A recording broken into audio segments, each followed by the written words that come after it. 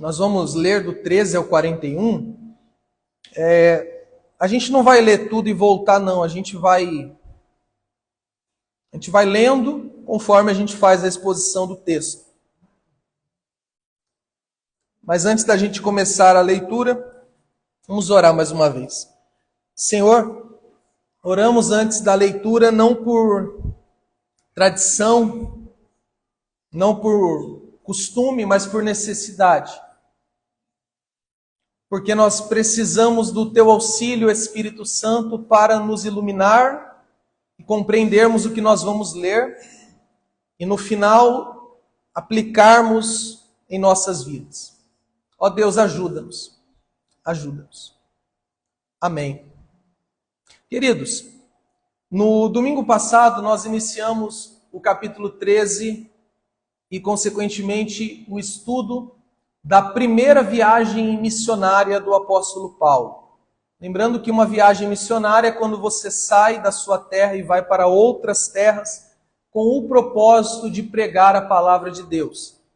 E foi justamente o que Paulo e Barnabé e João Marcos fizeram. Eles estavam em Antioquia, onde a igreja foi plantada, e dali o Espírito Santo, isso daqui já é domingo passado, só retomando, o Espírito Santo, na hora do culto, ele falou através de um profeta com a igreja, e a ordem foi a seguinte: separa para mim Barnabé e Paulo, porque eu tenho uma missão para eles. E a missão era esta viagem missionária. E imediatamente eles obedeceram, acataram a ordem do Espírito Santo, impuseram as mãos sobre eles e os enviaram. E eles partiram ali de Antioquia para a ilha de Chipre. E eles evangelizaram toda a ilha de Chipre, isso a gente viu no domingo passado. E o ponto que a gente demorou mais no domingo passado foi a evangelização do procônsul ou do governador Sérgio Paulo, que estava sendo enganado por um homem que Lucas chama de judeu, mago e falso profeta. Ele era como se fosse o conselheiro espiritual do governador da ilha de Pafos, capital de Chipre. E a gente viu que Paulo repreendeu aquele falso profeta duramente, inclusive chamou-o de filho do diabo. Até quando você vai distorcer, ou desviar as pessoas da verdade, do caminho de Deus. E a gente aprendeu muito no domingo passado sobre isso. E hoje nós vamos ver a continuação dessa viagem. A gente vê aí no verso 13... que eles saem ali da ilha de Pafos e vai para Perge. Vamos ler aí, verso 13. E aconteceu que, depois de Paulo e seus companheiros deixarem Pafos, chegaram a Perge, na Panfilha, e João, apartando-se deles, retornou para Jerusalém. Então, parem um pouquinho. Eles saem da ilha de Pafos, onde eles tiveram esse confronto com o falso profeta, e eles vão para um lugar chamado Perge, que ficava na Panfilha. E quando eles chegam lá, o João Marcos, que era um dos três que estavam nessa viagem, era Barnabé, Paulo e João Marcos. João Marcos, ele decide voltar para casa. A razão da desistência dele, nós não sabemos. Os historiadores dizem que este lugar chamado Perge era um lugar onde tinha muitas doenças. E alguns dizem que ele ficou com medo de adoecer e decidiu voltar. Outros chegam a pensar, tudo isso são suposições, tá? Não está aqui registrado. Ele não estava se dando muito bem, ali tendo uns conflitos com Paulo, e ele volta. Outros chegam a dizer que ele está com saudade da mãe e volta, que ele era um jovem rapaz, a mãe dele era Maria. Daí a gente viu há uns domingos atrás. Mas o fato é que ele desistiu. Ele voltou para casa. E se por um lado a Bíblia não nos dá a razão dele ter desistido, ela nos dá uma informação importante, que Paulo ficou muito chateado com João Marcos por ele ter desistido. Nós vamos chegar lá, mas já adiantando assim, no capítulo 15, lá no verso 36 ao 39, salvo engano, Barnabé fala assim, vamos chamar o João Marcos de volta para outra viagem. Aí Paulo, de jeito nenhum, ninguém mandou ele desistir. Paulo fica chateado mesmo com o João Marcos. E é o que a gente tem de informação. A gente vai ver agora o João Marcos só lá no capítulo 15 e tudo mais. Mas ele desistiu. Não vamos julgá-lo, porque a gente não sabe o que aconteceu. Aí no verso 14 diz que eles chegam a Antioquia da Psídia. Vamos ver. Mas, depois de partirem de Perge, chegaram a Antioquia da Psídia e entraram na sinagoga no dia de sábado e se assentaram. Bem, olhe para cá. Aqui é uma outra Antioquia. Aquela que a igreja foi plantada, que a gente viu um tempo, é a Antioquia da Síria, que era a terceira maior potência do Império Romano. Essa Antioquia é chamada de Antioquia da Psídia. Existiam várias Antioquias espalhadas pelo Império Romano. E essa tem o nome de Antioquia da Psídia. E o detalhe aqui é que assim que eles chegam em Antioquia da Psídia, eles vão para a sinagoga. Eles se dirigem à sinagoga. Quem que se dirige à sinagoga? Paulo e Barnabé, porque João Marcos já tinha voltado. É bom sempre a gente lembrar, porque alguns não estão familiarizados com o termo. Sinagoga, eu costumo dizer que era a igreja dos judeus. Era o espaço onde os judeus e os que simpatizavam com o judaísmo se reuniam para ouvir as escrituras, para estudar a lei de Deus, para fazer as orações. E tinha sinagoga espalhada por todo o Império Romano. Aqui na Antioquia da Psídia tinham várias. E Paulo e Barnabé chegaram e foram diretamente para a sinagoga. O detalhe aí diz é que eles se assentaram. Quando eles chegam na sinagoga, eles puxam uma cadeira e eles sentam. Aqueles que estavam sentados estavam para ouvir o que estava sendo dito. Mas veja que interessante o verso 15. E após a leitura da lei e dos profetas, os dirigentes da sinagoga lhes mandaram dizer: ó varões e irmãos, se tendes alguma palavra de exortação para o povo, falai. Então, olha que coisa, aqui que vai começar a história. O ponto de hoje começa aqui. Está lá Paulo e Barnabé sentados, ouvindo. Diz aí que eles leram os profetas e... os profetas e a lei, a leitura da lei e dos profetas. O que é a Bíblia para nós hoje? Para nós. São 66 livros, Antigo e Novo Testamento. O que era ou o que é a Bíblia dos judeus? O Antigo Testamento. Então, a Bíblia dos judeus, a Bíblia hebraica, não tem essa parte de Mateus em diante, só de Malaquias para trás. Então, eles se reuniam e liam os profetas, liam Salmos, liam a lei, liam o Pentateuco, enfim. E, de repente, o dirigente ali, o responsável pela reunião na sinagoga, olha para Paulo e Barnabé e faz um convite para eles. Oferece a eles uma oportunidade de pregar. Varões, irmãos, por acaso algum de vocês tem uma palavra de exortação? Exortar é encorajar, é fortalecer. Alguém aí tem uma palavra? Eu comentei isso semana passada, não sei se foi no culto da manhã ou no culto das 18. Mas o fato é que Paulo, ele era muito conhecido. Paulo, ele era um exímio mestre. Ele conhecia de ponta a ponta a lei. A gente deve lembrar o que a gente já viu sobre o Paulo, discípulo de Gamaliel, fariseu, conhecedor, trazendo para os dias de hoje, ele era um excelente pregador. Então, aonde ele chegava, as pessoas davam a ele oportunidade para pregar. E Paulo aproveitava essa oportunidade para pregar. Só que a oportunidade que Paulo recebia era para pregar sobre a lei, era para explicar algum profeta.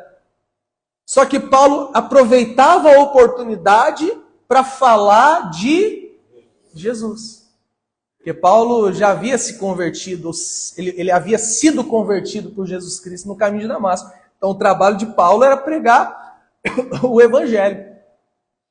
Então quando ele ouviu, alguém tem aí uma palavra, na hora, ele se levantou e disse, eu tenho. Veja comigo o verso 16.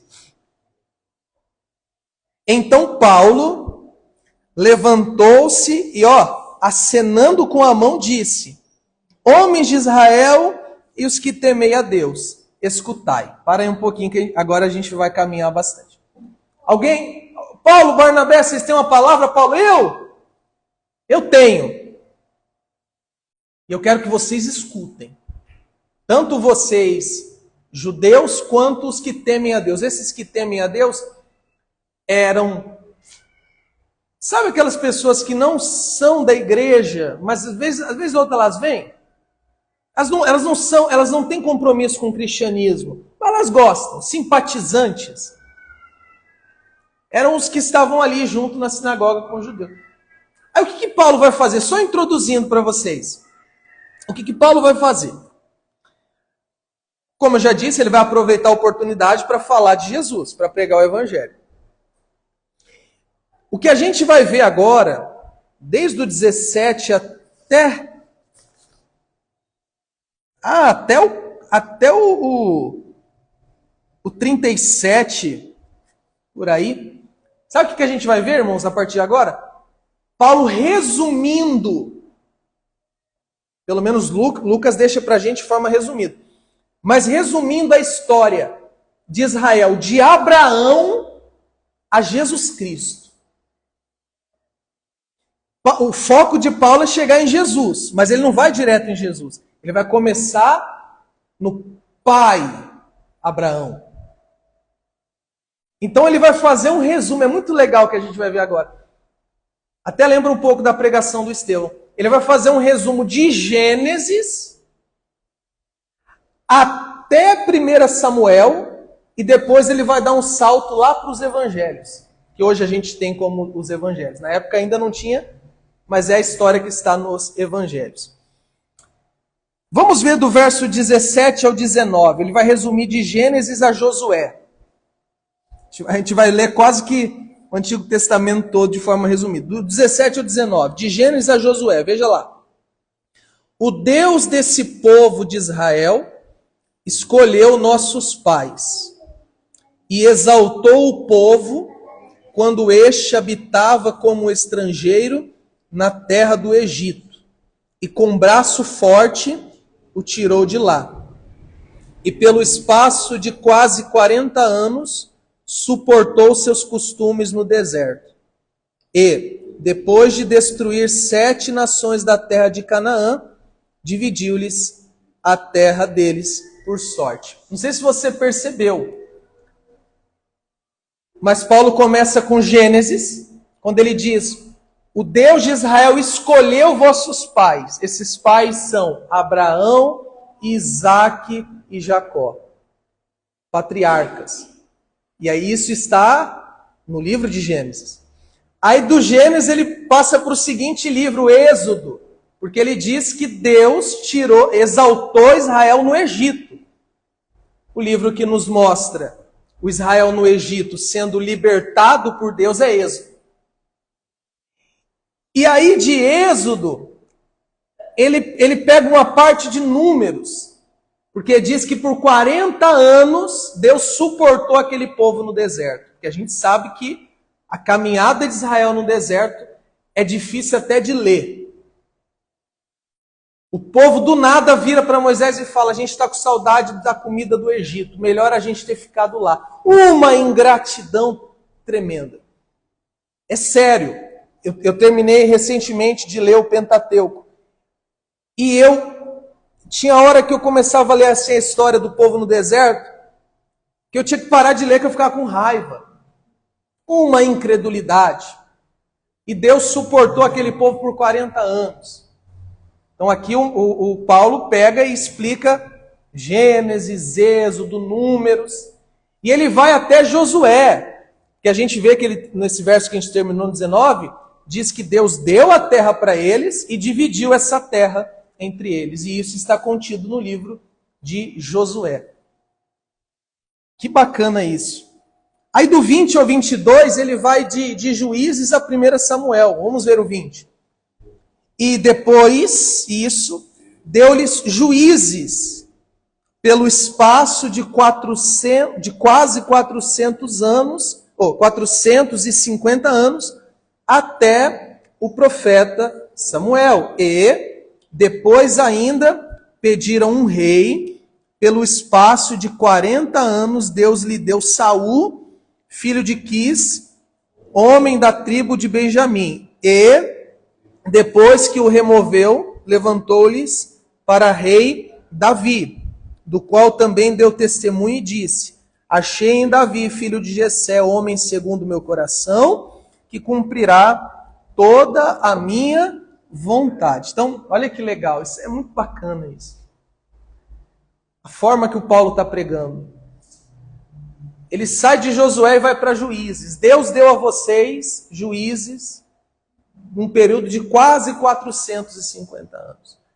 Quem são esses juízes? A gente pode citar aqui alguns. A gente tem Eude, Otiniel, tudo está em Juízes. A gente tem Débora, muito bacana, inclusive, a história dela. A gente tem Gideão. Para você que não sabe, ele foi um juiz que Deus levantou para libertar o povo naquela escravidão dos midianitas. A gente tem Sansão. Tudo isso está no livro de... Então, Paulo está falando, Deus levantou juízes, até que vocês pediram um rei. E aí a gente entra em 1 Samuel. Que o povo olhou para as outras nações que tinham um rei, chegou no profeta Samuel e disse: Senhor, falou para Samuel, a gente quer um rei, porque as outras nações também têm. Dá-nos um rei. Aí Samuel foi falar com Deus, reclamar com Deus. Deus falou: Samuel, calma, eles não estão rejeitando a você, estão rejeitando a mim. Eu reinei sobre eles durante esse tempo todo. Faz o seguinte, dá a eles o que eles querem, mas avisa ele que eles vão sofrer na mão desse rei. E aí, você conhece a história, da tribo de Benjamim é escolhido Saul, o primeiro rei de Israel. E depois de Saul, que foi destituído do trono, Deus arrancou ele. Quem reina por um período muito pequenininho é o filho de Saul. E aí vem Davi.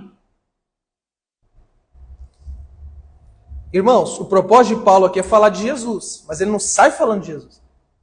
Ele pega toda a lei que os judeus estavam dentro de uma sinagoga pregando para judeus. E vai lá de Gênesis até 1 Samuel e Reis e tudo mais. E ele faz tudo isso preparando o povo para a introdução de Jesus na história. Vejamos o verso 23 em diante. Aqui. Da semente desse, quer dizer, da semente de Davi, Deus, conforme sua promessa, levantou Jesus como Salvador para Israel, tendo João primeiramente pregado a todo o povo de Israel, antes da vinda dele, o batismo de arrependimento. E, quando João completou sua carreira, disse: quem pensais que sou? Não sou ele. Mas eis que depois de mim vem um cujos calçados de seus pés não sou digno de desatar. Varões, irmãos, filhos da geração de Abraão, e os que dentre vós temem a Deus, a vós é enviada a palavra dessa salvação. Pois os que habitam em Jerusalém e suas autoridades por não conhecerem a ele, nem a voz dos profetas que se leem todos os dias de sábado, cumpriram-na assim ao condená-lo. E, embora não tivessem causa alguma nele para matá-lo, pediram a Pilatos que fosse morto. E, depois de cumprirem tudo o que sobre ele estava escrito, tiraram-no do madeiro e o colocaram em um sepulcro. Mas Deus o ressuscitou dos mortos e foi visto por muitos dias pelos que subiram com ele da Galiléia para Jerusalém, os quais são suas testemunhas diante do povo. Veja bem, queridos, olhe para cá. Então, de Davi, Paulo vai para Jesus. Você sabe que Jesus era chamado de filho de Davi. Vocês se lembram das vezes que clamavam a Cristo dizendo: ó Senhor, filho de Davi? Por quê? Porque Deus havia feito uma promessa a Davi, que jamais faltaria um descendente dele no trono. Só que este descendente a quem Deus estava se referindo não era o filho imediato de Davi, não era o Salomão, era Jesus. Porque Jesus Cristo é descendente de Davi, filho. Não é que hoje a gente fala assim, fulano é meu filho. Logo a gente pensa em alguém que veio o mais imediato, tipo assim, nasceu literalmente de você. Mas o povo de Israel é chamado de filhos de Abraão. E quantos mil anos Abraão não viveu antes daqueles que estavam ali? Mesma coisa Davi.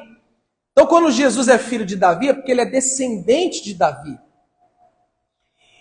E aí o Paulo, antes de dar mais detalhes sobre Jesus, por isso que eu falei que entra aqui nos evangelhos. Não tinha ali os evangelhos ainda completos, mas a gente tem hoje. Então a gente vê o que Paulo falou aqui, a gente lê os evangelhos, é exatamente isso. O que Paulo falou aí? Veio Jesus como Salvador de Israel, e fazer só aqui um parêntese, quando o anjo apareceu lá para Maria, para trazer a notícia da gravidez, enfim, que o Espírito Santo viria sobre ela e tal, o anjo já dá o nome do filho, é Jesus, e explica por quê. Jesus, porque ele salvará o seu povo de seus pecados. Então quando Paulo fala da semente de Davi veio Jesus Cristo, o Salvador de Israel, a gente lembra desse Mateus 1 ou 2, Lucas 1 também. Só que aí antes do Paulo, como eu estava dizendo, fechando parênteses, antes do Paulo continuar a falar de Jesus, ele faz uma pausa e fala de João Batista. Mas antes dele veio João Batista, preparando o caminho do Senhor. Está tudo nos evangelhos isso. E aí perguntaram para João Batista, é você? João Batista falou, não, eu batizo vocês com água para arrependimento, mas está vindo um aí, Jesus já tinha nascido, mas ainda não tinha se revelado, está vindo um aí, que eu não sou digno nem de tirar o sapato. Falando de Jesus. Aí diz aí, a gente leu que Jesus veio, e o que fizeram com Jesus?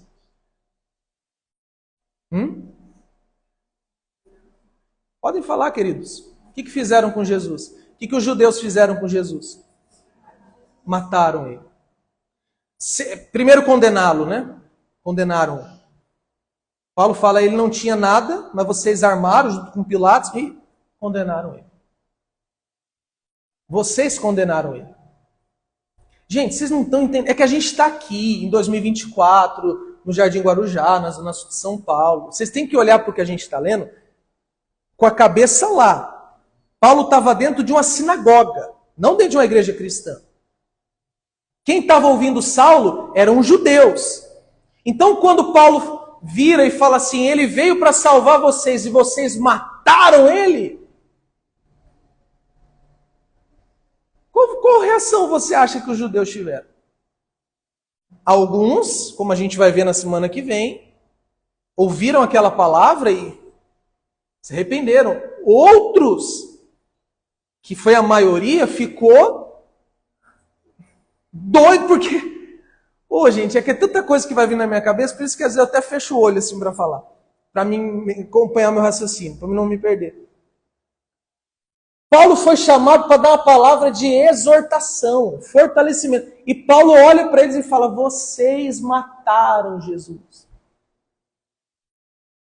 Vocês. Só que, como se não bastasse, Paulo fala: vocês mataram Jesus. Paulo fala assim, ó, outra coisa que os judeus odiavam, que foi a razão de terem prendido Pedro várias vezes, de terem matado Estevão. Paulo olha e fala assim: mas Deus ressuscitou Jesus. Vocês mataram ele, mas Deus ressuscitou ele. Ele está vivo. Está vivo. E isso entrava dentro dos ouvidos e do coração dos judeus como uma faca cortando. Está vivo. Ele está vivo. E tudo que aconteceu com ele foi para que se cumprisse o que estava escrito. Então Pedro sai lá de Paulo sai lá de Abraão, como a gente viu de Gênesis, e vai até a morte e ressurreição de Cristo para falar o seguinte: tudo que Deus prometeu a Abraão, Isaac, Jacó, a Davi, tudo isso se cumpriu em Jesus Cristo. Toda essa lei, Paulo ainda fala aí que eles liam todo sábado aquela lei. Toda essa lei que vocês têm em mãos fala de um homem só, Jesus Cristo, mas vocês não conseguem ver, vocês não conseguem enxergar, por isso vocês mataram Jesus. Não foi uma palavra de exortação. Paulo não se vestiu com uma roupa de coach e trouxe uma palavra de motivação. Não. Paulo trouxe a verdade do Evangelho. Vocês o mataram, mas Deus o ressuscitou. E sabe o que Paulo vai fazer agora? Vai apelar para os Salmos. Para provar, porque Paulo provava o que estava falando na Bíblia. Paulo vai usar os salmos, 2 salmos messiânicos, para provar que aquele que eles mataram e Deus ressuscitou era o Messias prometido pelos profetas. Veja aí comigo o verso 32 ao 37. E vos anunciamos as boas novas de que a promessa que foi feita aos nossos pais, Deus a cumpriu a nós, seu Filho, pois ressuscitou Jesus, como também está escrito no 2º Salmo, no Salmo 2. Tu és meu filho, hoje te gerei. E no que concerne a ressuscitá-lo dos mortos, agora para nunca mais retornar à corrupção, declarou da seguinte forma: dar-vos-ei as misericórdias garantidas a Davi. Portanto, diz também em outro salmo, e aqui é o 16:10, diz também em outro salmo: não permitirás que o teu santo experimente corrupção. Pois Davi, depois de servir a própria geração conforme a vontade de Deus, dormiu e foi sepultado com seus pais e experimentou a corrupção. Mas aquele a quem Deus ressuscitou não experimentou corrupção alguma. Olhe para cá. Essa corrupção não tem nada a ver com a corrupção política. Ouça. No Salmo 2, verso 7, olha a inteligência de Paulo. Ele está pregando para judeu, então ele vai usar textos que os judeus conheciam de cor. Paulo apela para o Salmo 2, verso 7. Deus brada: tu és meu filho, hoje te gerei. Esse que vocês mataram e Deus ressuscitou é o Filho de Deus. É o Messias prometido. E depois ele vai para o Salmo 16:10. O salmista Davi disse assim: não permitirás que o teu santo sofra corrupção. Sabe o que é essa corrupção aqui? É o corpo apodrecer. É o corpo entrar em decomposição. Porque é o natural. A pessoa morre, depois de um tempo o corpo dela é corrompido. O corpo dela entra em estado de decomposição. O salmista Davi havia dito: tu não permitirás que o teu santo sofra decomposição ou corrupção. Paulo está falando, esse santo que não sofreria corrupção ou decomposição não era Davi. Por quê? Porque Davi morreu, foi sepultado, e o que aconteceu com o corpo de Davi?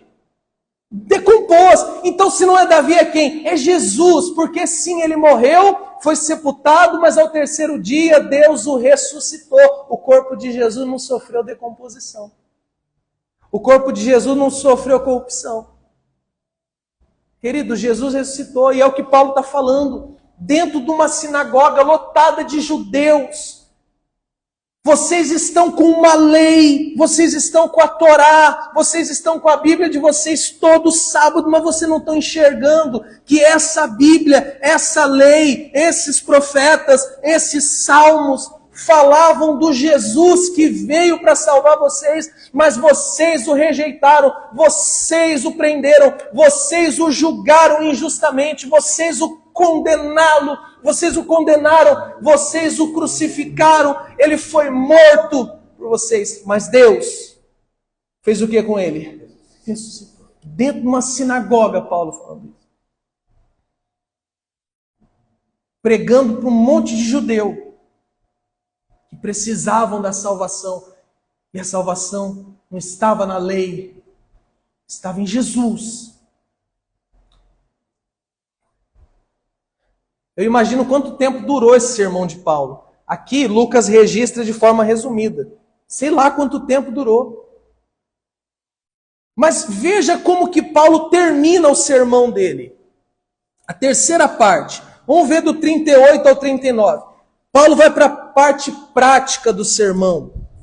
Olha aí o 38. Seja sabido entre vós, portanto, varões e irmãos, que por esse homem vos é pregado o perdão de que, irmãos? Para aí um pouquinho. O sermão de Paulo é claramente um sermão expositivo, porque ele pega vários textos antigos, explica esse texto, e agora ele vai para a aplicação. O verso 38 em diante é a aplicação. E a primeira aplicação que Paulo faz, em Jesus, e somente em Jesus vocês têm perdão de pecados. A Torá que vocês leem aqui todo sábado, diz que o homem, quando pecasse, deveria pegar um animal sem defeito, levar ao sacerdote, para aquele animal morrer e o pecador ser perdoado. Mas eu quero dizer a vocês que o perdão está em Jesus, e que aqueles animais eram apenas uma sombra do Cordeiro de Deus que viria ao mundo para salvar vocês dos seus pecados. Só em Jesus vocês recebem perdão dos pecados. E aqui Paulo vai entrar na doutrina mais bela, ao meu ver, da Bíblia Sagrada, que é a doutrina da justificação pela fé. Veja o 39. E por ele, Jesus, todos os que creem são justificados de todas as coisas que a lei de Moisés não pudestes ser justificados. Olhe para mim, só em Jesus vocês têm perdão. Paulo dizendo a eles, e só através da fé em Jesus vocês são justificados. Repita essa palavra. Essa palavra é a mais importante da Bíblia. Paulo, não tem nem como negar que esse sermão é de Paulo, porque as cartas de Paulo têm como ponto principal, pelo menos a maioria delas, a justificação pela fé. Essa lei que vocês têm na mão, Paulo dizendo a eles, não era capaz de justificar vocês. O que é justificar, queridos? A gente já aprendeu isso aqui. É Deus de pessoa crer em Jesus. Foi o que Paulo falou. Vocês estão tentando se justificar diante de Deus, guardando a lei, obedecendo a lei, dando dízimo, fazendo sacrifício, mas nada disso justifica vocês diante de Deus. Vocês precisam crer em Jesus. Paulo está pregando para um bando de judeu dentro de uma sinagoga.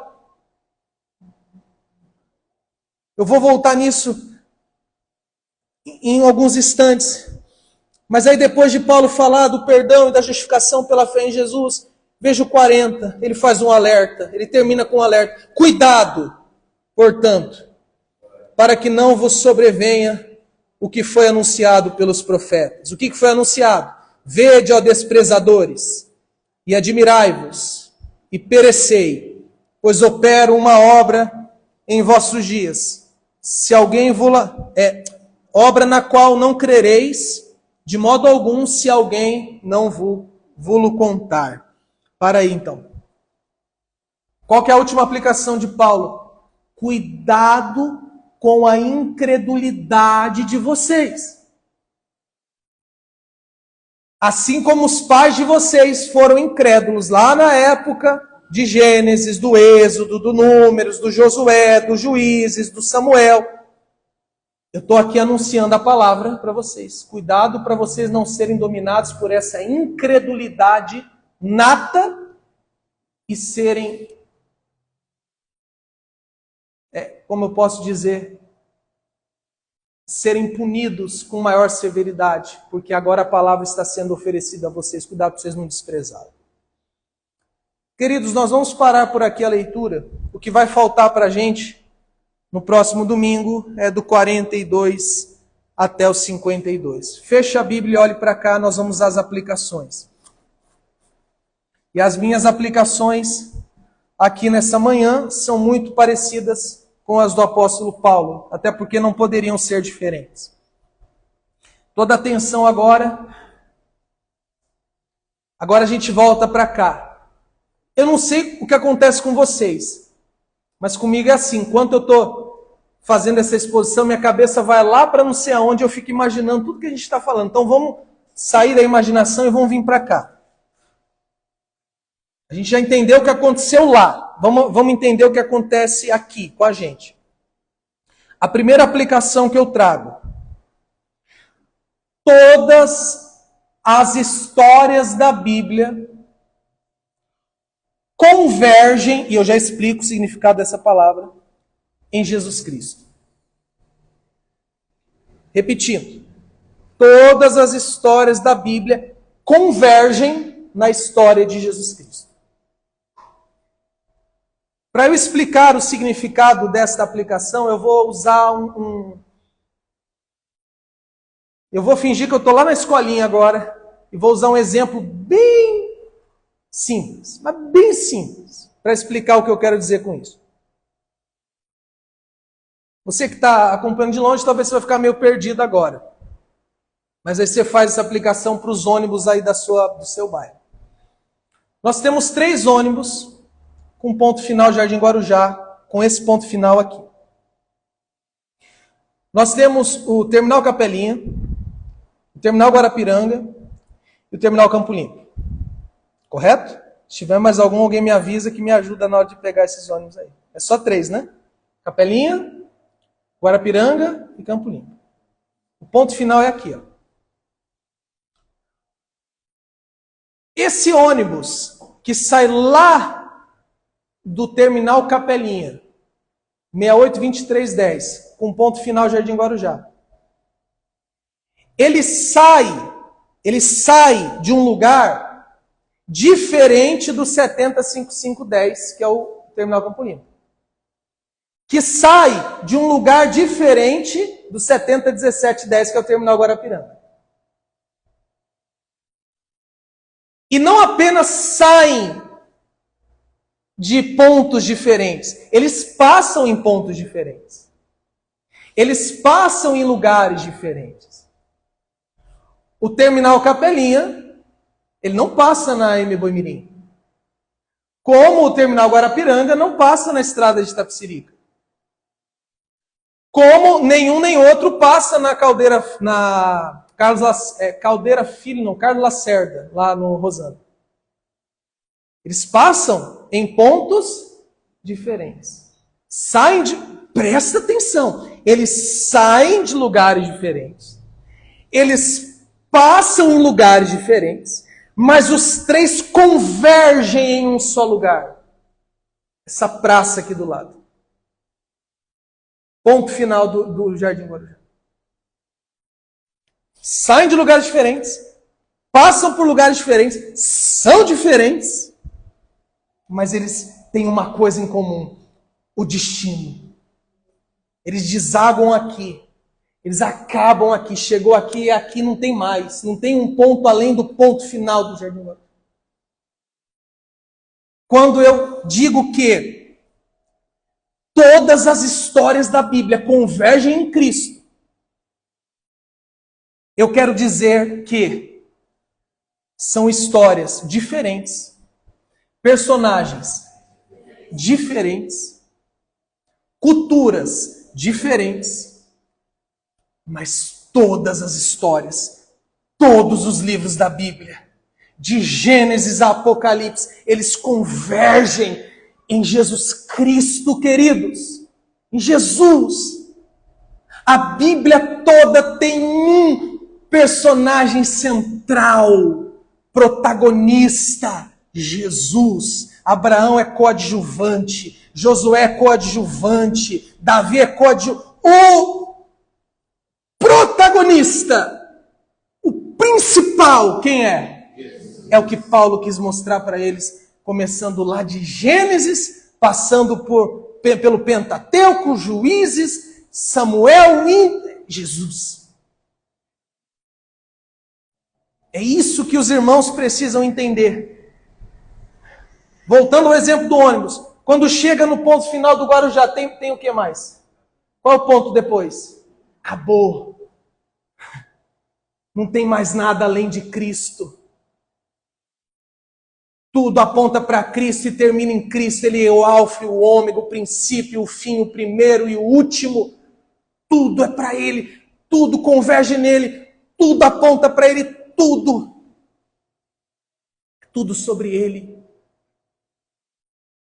E nada além dele. Nada. Quer me deixar nervoso? Ainda bem que ninguém quer. Ainda bem. Pensei que ia ter gente que eu quero, pastor. Quer me deixar nervoso? Chega em mim e fala assim, pastor, se preocupa não, que o melhor de Deus está por vir. Não faça isso comigo se você quer ser meu amigo. Não faça. Você quer, o que é o melhor de Deus? O que é? O que você pensa que é o melhor de Deus? O que mais que tem além de Cristo? O que mais? Para em Cristo. Ele é suficiente. Ele basta. A nossa fé tem que estar nele. Como a gente cantou no início desse culto. A minha fé e o meu amor estão firmados no Senhor. É nele. Então, por mais que a gente pregue outros textos, outras histórias e falemos de outros personagens, tudo vai terminar em Jesus Cristo. Há um ditado antigo, todas as ruas levam a Roma, dado ao tamanho do Império Romano daquela época. O Império Romano, mano, tinha tudo que era lugar era Império Romano. Tudo era Império Romano, tudo ia para Roma. Tudo leva para Cristo, irmãos. Louvado seja Deus. Louvado seja Deus. A segunda aplicação, que é uma pergunta. Como o homem é justificado diante de Deus? Os judeus dentro daquela sinagoga pensavam o quê? Que o homem seria justificado diante de Deus pela lei. O que Paulo fala? É pela fé em Jesus. Não tem jeito, queridos.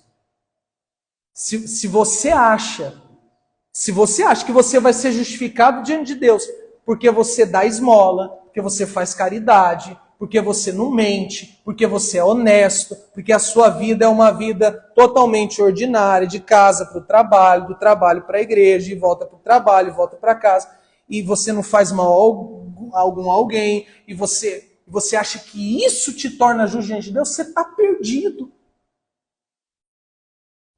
Porque todos pecaram e estão destituídos da glória de Deus. Diz Paulo em Romanos 3:23.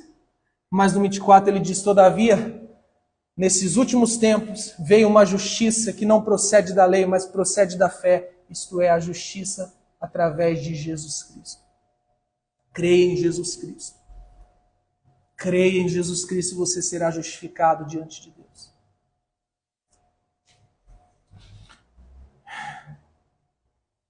Eu conversei com uma pessoa essa semana.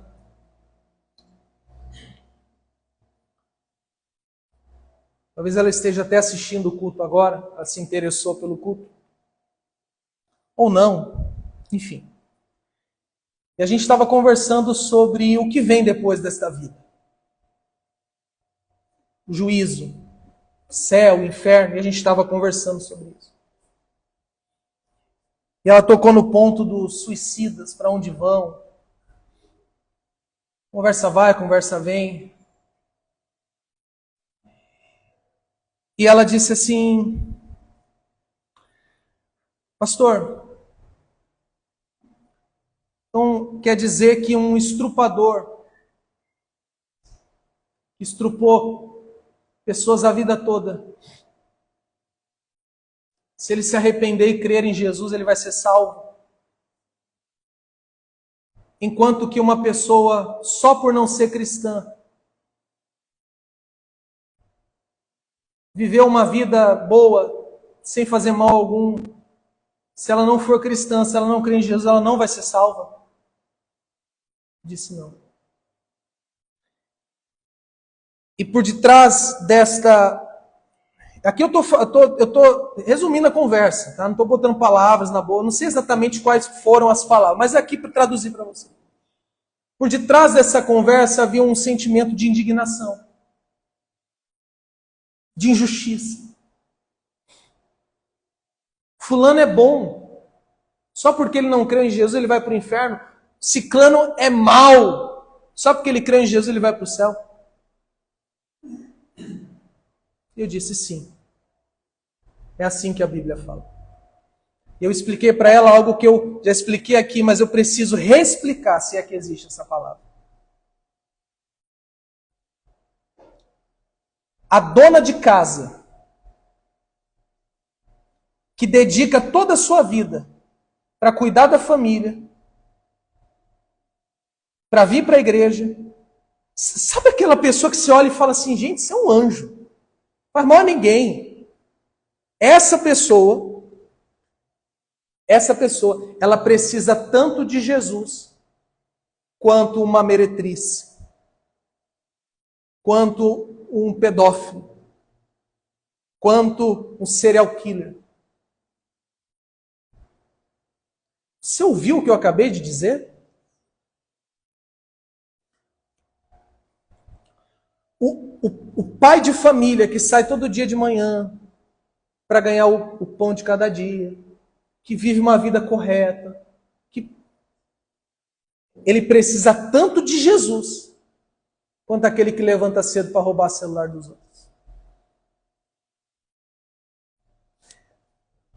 Se a gente for olhar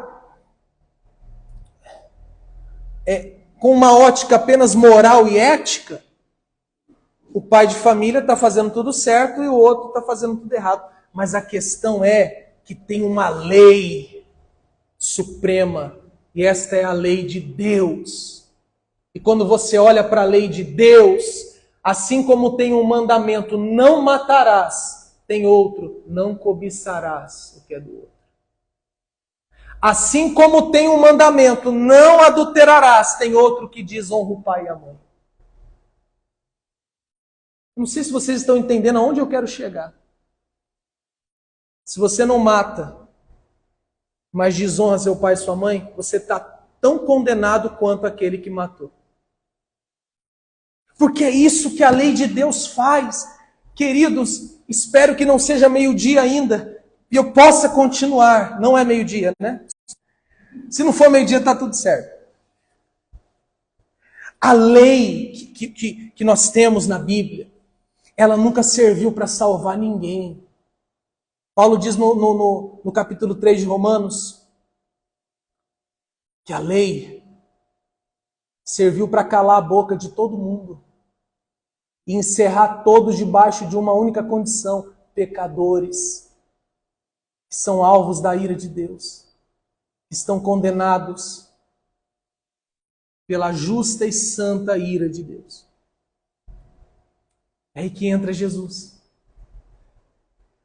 Se tem alguém aqui, eu vou avançar para a última aplicação. Se tem alguém aqui agora, nessa manhã, em casa, ou vai assistir depois, e você está achando que vai entrar no céu, porque você é bonzinho, porque você tem consciência limpinha, porque você é trabalhador, honesto, eu quero dizer a você, você está perdido.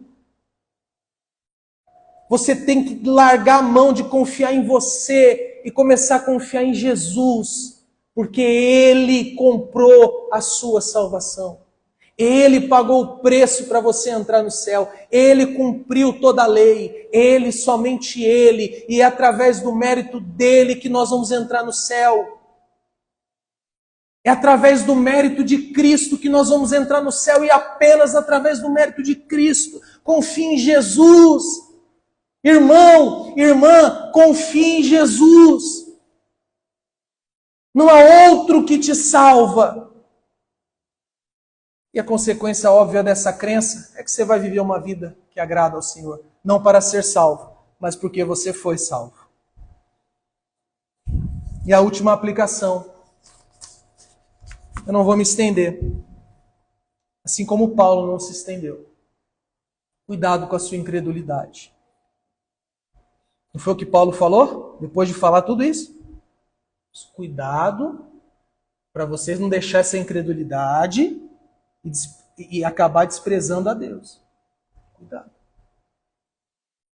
Então, depois de tudo que nós ouvimos aqui nessa manhã, se você, depois de ouvir tudo isso, você diz, mas não sou tão mal assim. Ou então, depois eu me arrependo. Ou talvez eu continuo confiando na minha justiça. Arrependa-se da tua incredulidade. Porque se você pudesse se salvar, Jesus não precisaria vir. Ele veio porque você não pode se salvar. E Ele veio para te salvar. E a nossa fé e o nosso amor tem que estar firmados no Senhor. Amém, queridos? Vamos ficar de pé. Sempre que você pegar o Terminal Capelinha, o Terminal Guarapiranga, o Terminal Campo Limpo, vindo para cá, sentido Guarujá, você vai lembrar. Você passa ali na Comendador Santana, você vai lembrar. Aqui é a história de Josué, que é a história do Davi. Mas sempre lembrando, isso daqui não é a história final. Vou chegar no final. O final é Cristo. Vamos agradecê-lo, queridos. Vamos agradecê-lo. O Pai, obrigado pela palavra que o Senhor nos trouxe nesta manhã.